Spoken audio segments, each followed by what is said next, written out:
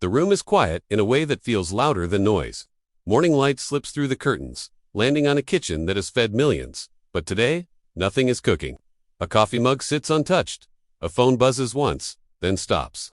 And somewhere, between that silence and the weight of everything unsaid, a man is learning how to say goodbye without ever leaving the room. For years, the world has known Rachael Ray as energy, laughter, motion, a blur of flavors and fast hands. A woman who made chaos feel comforting, but behind closed doors, the pace has slowed. Not dramatically at first, just enough to notice. A forgotten word, a pause that lingers too long. A look exchanged across the room that says, "Did you feel that too?"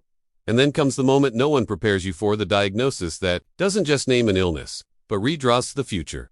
Those close to the couple describe it as a single sentence that changed everything. Not shouted, not dramatic, just delivered. Clinically, as if it were weather. And yet, it landed like a storm. Her husband listened, nodded, asked questions he barely remembers now. Because while the doctor kept talking, his mind was already racing through memories: how they met, the nights they laughed, until dawn.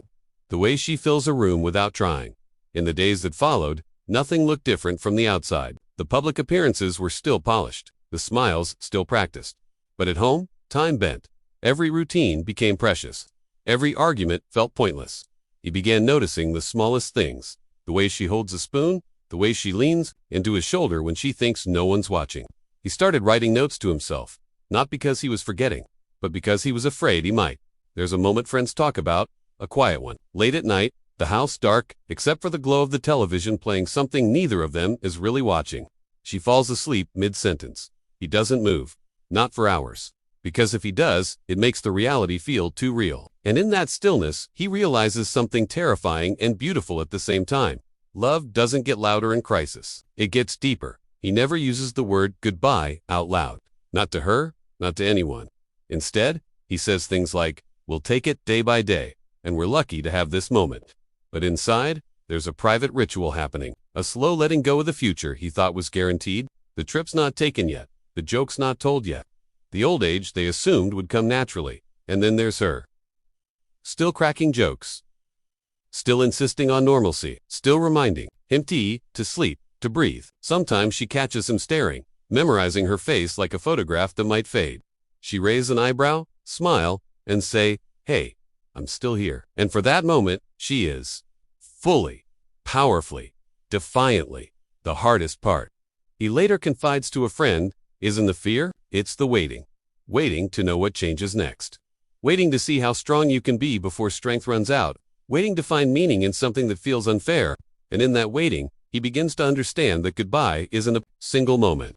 It's 1,000 tiny ones, spread across days and nights, woven into ordinary life. There's no dramatic farewell speech, no swelling music. Just two people learning how to love differently under pressure. Learning that presence can be a gift.